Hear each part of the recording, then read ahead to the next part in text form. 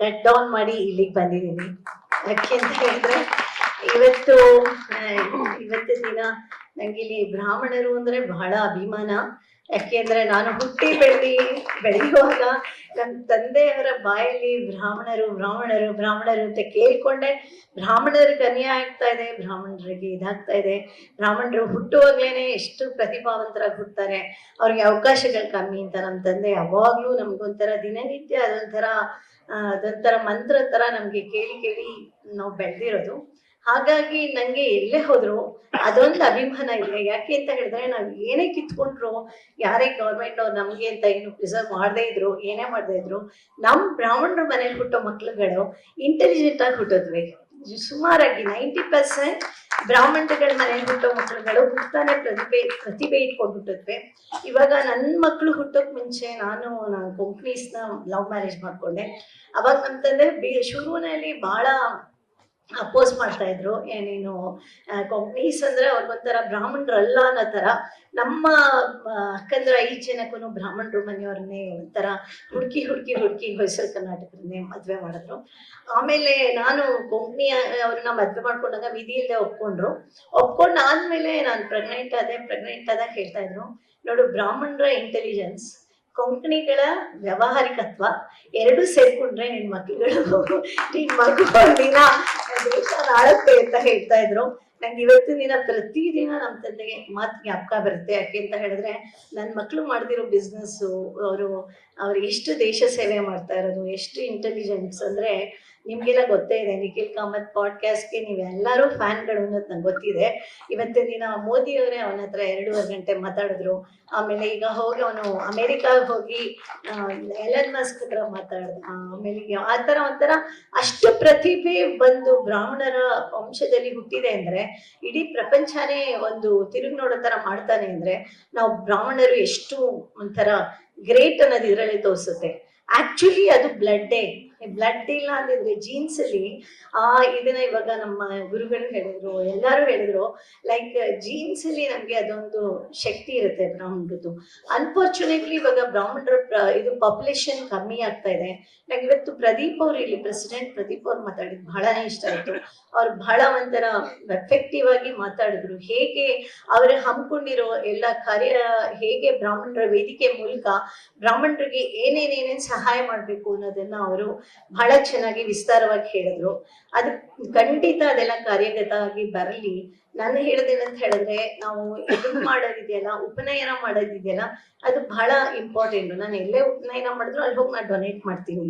ಯಾಕೆ ಅಂತ ಹೇಳಿದ್ರೆ ಸ್ಪೆಷಲಿ ಏನಾಗುತ್ತೆ ಅಂತ ಹೇಳಿದ್ರೆ ಆ ಮಂತ್ರ, ಗಾಯತ್ರಿ ಮಂತ್ರ ಅದೆಲ್ಲ ಕಲ್ತಾಗ ಸಣ್ಣ ಮಕ್ಳುಗಳಿಗೆ, ಅದು ಉಪನಯನ ಸಣ್ಣ ಮಕ್ಳು ಒಂದು 6-7 ವರ್ಷ 8 ವರ್ಷ 10 ವರ್ಷದ ಒಳಗಡೆ ಮಕ್ಳುಗಳಿಗೆ ಮಾಡ್ಬಿಟ್ರೆ ಆಮೇಲೆ ಆ ಮಂತ್ರಗಳೇ ಅವ್ರನ್ನ ಒಳ್ಳೆ ದಾರಿನಲ್ಲಿ ನಡೆಸುತ್ತೆ ಅನ್ನೋದು ನಮಗೂ ಅಚಲವಾದ ನಂಬಿಕೆ ಇದೆ.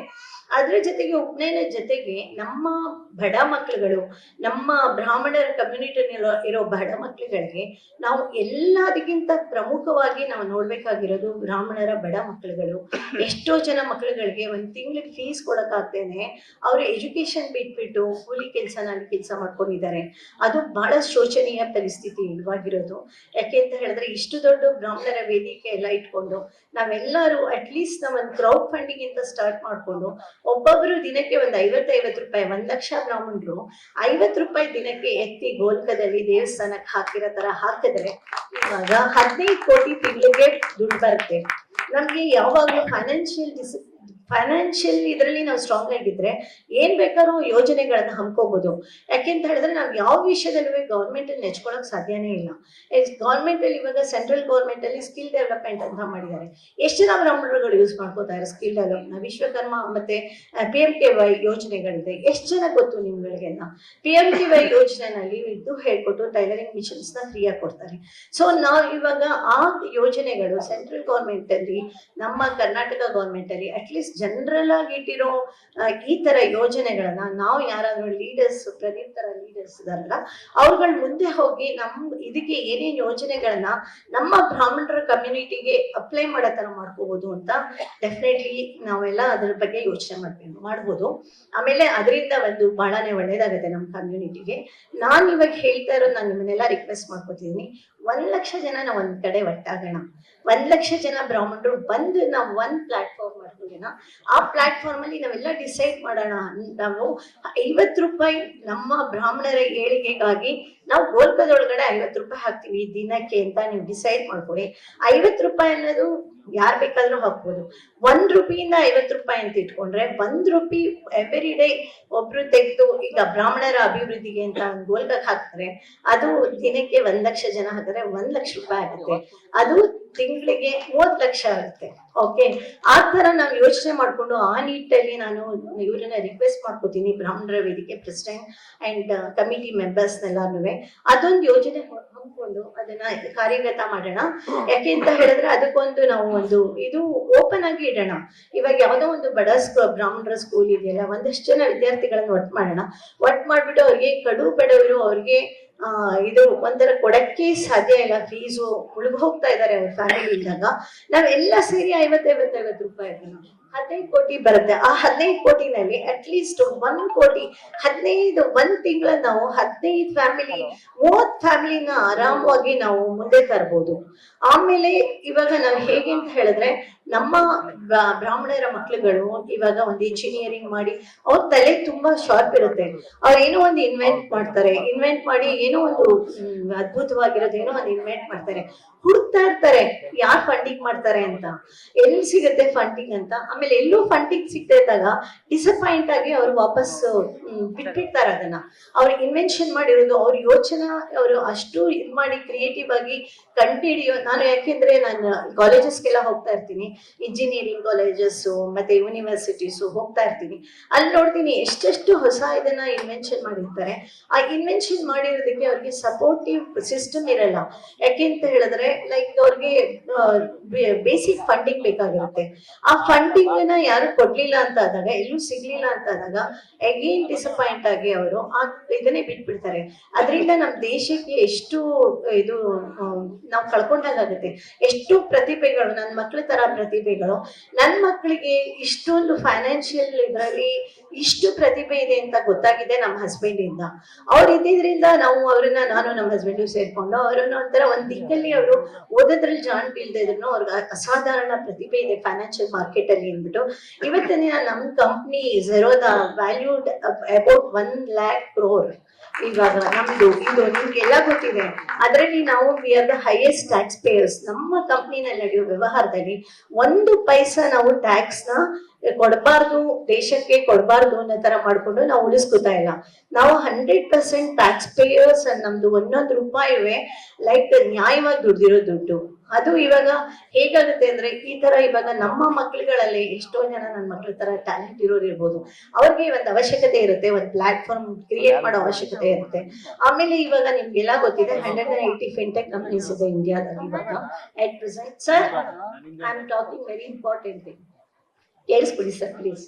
180 ಇದು ನಮ್ದು ಇದಿದೆ ಕಂಪ್ನೀಸ್, ಫಿನ್ಟೆಕ್ ಕಂಪ್ನೀಸ್ ಅಂತ ಹೇಳ್ತಾರೆ. ಫಿನ್ಟೆಕ್ ಕಂಪ್ನೀಸ್ ಅಂತ ಹೇಳಿದ್ರೆ ದಟ್ ಇಸ್ ಅವರು ಕೋಟ್ಯಾಂತರ ರೂಪಾಯಿ ವ್ಯಾಲ್ಯೂಬಲ್ ಕಂಪ್ನಿ. ಎಲ್ಲದ್ರಲ್ಲೂ ಅವ್ರಿಗೇನಿರುತ್ತೆ ಅಂತ ಹೇಳಿದ್ರೆ ಫಿನ್ಟೆಕ್ ಕಂಪ್ನೀಸ್ನವರು ಸ್ಟಾರ್ಟ್ಅಪ್ಸ್ಗೆ ಫಂಡಿಂಗ್ ಕೊಡ್ತಾ ಇರ್ತಾರೆ. ಇವಾಗ ನಿಮ್ಮಲ್ಲಿ ಯಾರೋ ಒಬ್ರು ಪ್ರತಿಭಾವಂತರು ಮಕ್ಕಳು, ನಾವನ್ನ ಹೇಳೋದು ಪರ್ಟಿಕ್ಯುಲರ್ಲಿ ನಾವು ಸ್ವಾರ್ಥಿಗಳಾಗ್ಬೇಕು. ನಾವು ಬ್ರಾಹ್ಮಣರಿಗೆ ಫಸ್ಟ್ ಪ್ರಿಫರೆನ್ಸ್ ಕೊಟ್ಟು ಆಮೇಲೆ ಬೇರೆಯವರು ಕೊಡ್ಬೇಕು. ಯಾಕೆ ಅಂತ ಹೇಳಿದ್ರೆ ಮಾರ್ಕೆಟ್ ಅಲ್ಲಿ ಬ್ರಾಹ್ಮಣರಿಗೆ ಲೀಸ್ಟ್ ಇಂಪಾರ್ಟೆನ್ಸ್. ಬ್ರಾಹ್ಮಣರು ಅಂದ್ರೆ ಹೋದ್ರೆ ಅವ್ರು ಯಾರು ಇದೇ ಕೊಡಲ್ಲ. ಹಾಗಾಗಿ ನಾವ್ ಇವಾಗ ಬ್ರಾಹ್ಮಣರಿಗೆ ಅದು ಫಿನ್ಟೆಕ್ ಕಂಪ್ನೀಸ್ ನ ಇಂಟ್ರೊಡ್ಯೂಸ್ ಮಾಡ್ಕೊಡ್ಬೇಕು. ನಾನು ಬ್ರಾಹ್ಮಣರ ವೇದಿಕೆನಲ್ಲಿ ಅದನ್ನೊಂದ್ ಸ್ವಲ್ಪ ನಾಲೆಡ್ಜ್ ನ ಮಕ್ಳುಗಳಿಗೆ ಸ್ಪ್ರೆಡ್ ಮಾಡ್ಬೇಕು. ನನ್ನ ಜೊತೆ ಸೇರಿ ಇಲ್ಲ ಅಂತ ಹೇಳಿದ್ರೆ ವಾಟ್ಸ್ಆಪ್ ಗ್ರೂಪ್ ಮಾಡ್ಕೊಂಡು ಫಿನ್ಟೆಕ್ ಕಂಪ್ನೀಸ್ ಅಂದ್ರೆ ಏನು, ಸ್ಟಾರ್ಟ್ಅಪ್ ಗೆ ಎಲ್ಲಿಂದ ದುಡ್ಡು ಸಿಗುತ್ತೆ, ಯಾರು ಕೊಡ್ತಾರೆ. ನಮ್ಮ ಮಕ್ಳುಗಳು ಕೊಟ್ಟಿರೋ ಸ್ಟಾರ್ಟ್ಅಪ್ ಗೆ ಫಂಡಿಂಗ್ ನನಗೆ ಲೆಕ್ಕನೇ ಇಲ್ಲ, ಯಾವ ಕೇಳಿ ಕೊಟ್ಟಿದ್ದಾರೆ. ಮೊನ್ನೆ ನೀವು ನಂಬ್ತಿರೋ ಇಲ್ವೋ 3 ಜನ ಹುಡುಗಿರು, ಬಡ ಹುಡುಗಿರು, ಒಬ್ರು ಕೆಲಸದವ್ರ ಮಗಳು, ಇನ್ನೊಬ್ರು 3 ಜನ ಹೆಣ್ಮಕ್ಳು. ನನ್ಗೆ ನಂದು ವೀಣಾ ಕಾರ್ಯಕ್ರಮ ಇತ್ತು, ನಾವು ಗುರು ನಮನ ಅಂತ ಮಾಡಿದ್ವಿ ಇದರಲ್ಲಿ ಜಯರಾಮ ಸೇವಾ ಮಂಡಳಿಲಿ. ನನಗೆ ಅವರು 3 ಜನಕ್ಕೆ ನನ್ನ ಮಗ ನಿಖಿಲ್ ಕಾಮತ್ ಕೊಟ್ಟಿರೋ ದುಡ್ಡಲ್ಲಿ ಅವ್ರು ಒಂದು ಸ್ಟಾರ್ಟ್ಅಪ್ ಸ್ಟಾರ್ಟ್ ಮಾಡ್ಕೊಂಡು ಅದಕ್ಕೆ 30 ಜನ ಹುಡುಗಿರಿಗೆ ಅವ್ರ ಕೆಲಸ ಕೊಟ್ಟಿದ್ದಾರೆ. ಆಮೇಲೆ ಇಂಟರ್ನ್ ಹೇಳಿ ಏನು ನಿಖಿಲ್ಗೆ ಏನು ಅವ್ರ ಇಂಟರ್ನ್ ಕೃತಜ್ಞತೆ ಸಲ್ಸಕ್ ಆಗಲ್ಲ ಅಂದ್ಬಿಟ್ಟು ಅವರೆಲ್ಲ ಫೈಂಡ್ ಔಟ್ ಮಾಡ್ಕೊಂಡು ನಾನು ವೀಣಾ ಪ್ಲೇಯರ್ ಅಂತ ಹೇಳಿ ನಂಗೊಂದು ಅವರೇ ದುಡ್ಡು ಹಾಕಿ ನಂಗೊಂದು ವೀಣೆ ತಂದು ಗಿಫ್ಟ್ ಮಾಡಿದ್ರು. ಸೊ ಯೋಚನೆ ಮಾಡಿ, ನಾವ್ ಇದನ್ನ ಎಲ್ಲ ಕಾರ್ಯತಃ ಬರತರ ಮಾಡ್ಬೇಕು. ನಮ್ಮ ಮಕ್ಕಳುಗಳಿಗೆ ಧೈರ್ಯ ತುಂಬಬೇಕು. ಈ ಫಿನ್ಟೆಕ್ ಕಂಪ್ನಿ ಸ್ಟಾರ್ಟ್ಅಪ್ಸ್ ಬಗ್ಗೆ ಅವ್ರ ನಾಲೆಜ್ ಬೆಳೆಸೋ ತರ ಮಾಡ್ಬೇಕು.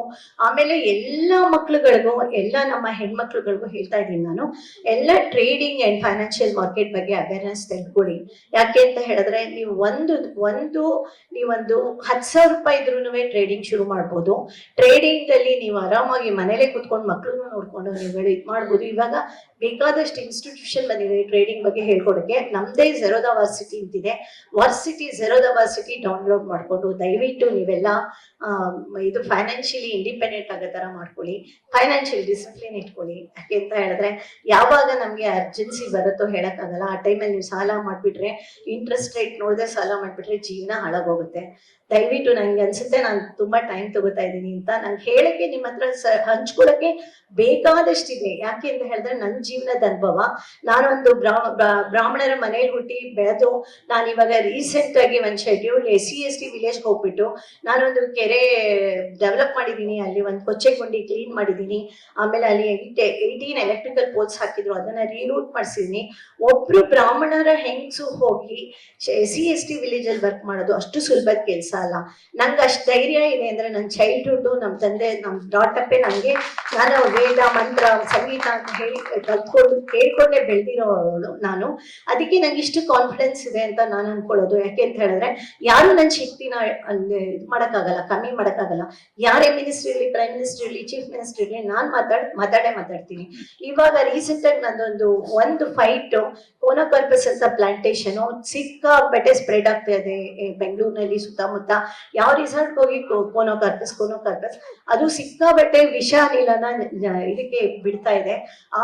ಅದನ್ನ ನಾವೀಗ ರೀಸೆಂಟ್ ಆಗಿ ನಾನು 12 ವರ್ಷದಿಂದ ಫೈಟ್ ಮಾಡ್ತಾ ಇದ್ದೀನಿ. ಕಡೆಗೆ ಈಗ ಒಂದು 5-6 ತಿಂಗಳ ಕೆಳಗಡೆ ಸುಪ್ರೀಂ ಕೋರ್ಟ್ ಬ್ರಾಡ್ ಆರ್ಡರ್ ಇವಾಗ ಬೆಂಗಳೂರಿನಲ್ಲಿ ಬೆಳೆದಿರೋ 28,000 ಕೋನೋಕಾರ್ಪಸ್ ನ ಚಾಪ್ ಮಾಡ್ಬೇಕು ಅಂತ ಬಂದಿದೆ ಇವಾಗ. ಬಟ್ ಸ್ಟಿಲ್ ನಾನು ಏರ್ಪೋರ್ಟ್ MD ಅವ್ರನ್ನ ರಿಕ್ವೆಸ್ಟ್ ಮಾಡ್ಕೊಂಡೆ. ಅವ್ರು ನನ್ನ ರಿಕ್ವೆಸ್ಟ್ಗೆ ಕಂಪ್ಲೀಟ್ ಏರ್ಪೋರ್ಟ್ ಅಲ್ಲಿ ಇಟ್ಟಿದ್ದು ಕೋನೋಕಾರ್ಪಸ್ ಅಷ್ಟು ತೆಗೆದ್ರು. ನಮ್ಮನೇನಲ್ಲೂ ನನ್ನ ಮಗ ಹಾಕಿಸ್ಬಿಟ್ಟಿದ್ದ, ಅದನ್ನು ತೆಗೆದ್ವಿ. ಆಮೇಲೆ ಇವಾಗ ಎಲ್ಲರೂ ಇನ್ನೂ ಯಾರು ತೆಗ್ದಿಲ್ಲ. ನಾನು 9ನೇ ತಾರೀಕು ಪ್ರೆಸ್ ಕಾನ್ಫರೆನ್ಸ್ ಮಾಡ್ತಾ ಇದ್ದೀನಿ. ಯಾರು ತೆಗಿಯ ತನಕ ನಾನು ಬಿಡಲ್ಲ, ನಾನು ತೆಗಿಸ್ತೀನಿ. ಆಮೇಲೆ ನಾನು ವಿಶ್ವೇಶ್ವರ ಭಟ್ ಅವರು ವಿಶ್ವವಾಣಿ ಪತ್ರಿಕೆ ಇದೆ, ಅದ್ರ ಮೂಲಕ ಇದನ್ನ ಅವೇರ್ನೆಸ್ ತರಲಿ ಇದಕ್ಕೆ ಅಂತ ಹೇಳ್ಬಿಟ್ಟು ಜನಗಳಿಗೆ ಅಂತ ಹೇಳಿ.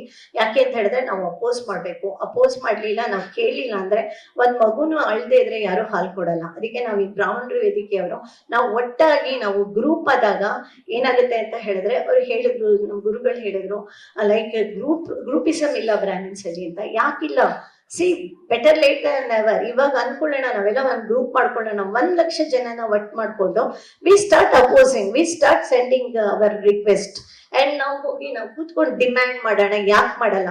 ನಾನು ಒಬ್ಳು ಹೆಂಗ್ಸು, ನಾನು ಹೋಗಿ 28 ಎಕರೆ ಕೆರೆನ ಹೋಗಿ ಅಲ್ಲಿ ಸೋಮನಹಳ್ಳಿನಲ್ಲಿ ಡೆವಲಪ್ ಮಾಡಿ 360 ಬೋರ್ವೆಲ್ಸ್ ರೀಚಾರ್ಜ್ ಆಗಿದೆ. ನಾನು ಇವಾಗ ನಾಗನಾಯ್ಕನಹಳ್ಳಿಗೆ ಹೋಗಿ SC/ST ವಿಲೇಜ್ಗೆ ಹೋಗಿ ನಾನು ಅದನ್ನ ಡೆವಲಪ್ ಮಾಡಿದ್ದೀನಿ. ಒಬ್ಳು ನಾನು ಇಷ್ಟೆಲ್ಲ ಮಾಡ್ತಿರ್ಬೇಕಾದ್ರೆ ನೀವೆಲ್ಲ ಒಟ್ಕೊಡಿದ್ರೆ ನಾವು ಬೇಕಾದಷ್ಟು ಮಾಡ್ಬೋದು. ಸೊ ತಮ್ಮನ್ನೆಲ್ಲ ಕಳಕಳಿಯಿಂದ ಕೇಳ್ಕೊತೀನಿ, ದಯವಿಟ್ಟು ಒಟ್ಟಾಗಿ 1 ಲಕ್ಷ ಜನ ಅಟ್ಲೀಸ್ಟ್ ಒಟ್ಟಾಗೋಣ. ನಮ್ಮ ಪ್ರದೀಪ್ ಅವರ ನೇತೃತ್ವದಲ್ಲಿ ನಾವೆಲ್ಲ ಒಂದೊಂದು ಅಜೆಂಡಾಸ್ ಇಟ್ಕೊಂಡು ಏನೇನಂತ ಮಂತ್ ವೈಸ್ ಮಾಡೋಣ, ಉದ್ಧಾರ ಮಾಡೋಣ ಬ್ರಾಹ್ಮಿನ್ಸ್ ಕಮ್ಯುನಿಟಿನ. ಇವಾಗ ನಾವು ಸುಮ್ಮನೆ ಮಾತಾಡಿ ಏನು ಪ್ರಯೋಜನ ಇಲ್ಲ. ಅದಕ್ಕೆ ನಾನು ನಿಮಗೆಲ್ಲ ರಿಕ್ವೆಸ್ಟ್ ಮಾಡ್ಕೋತಿದ್ದೀನಿ, we all must become one. Thank you all for calling. ನಿಖರ ಸುದ್ದಿ, ಸದಭಿರುಚಿಯ ಕಾರ್ಯಕ್ರಮ. ನೀವು ನೋಡ್ತಾ ಇದ್ದೀರಾ ಕಹಳೆ ನ್ಯೂಸ್, ಸಮಾಜದ ಜಾಗೃತಿಗಾಗಿ ವಸ್ತುನಿಷ್ಠ ವರದಿ.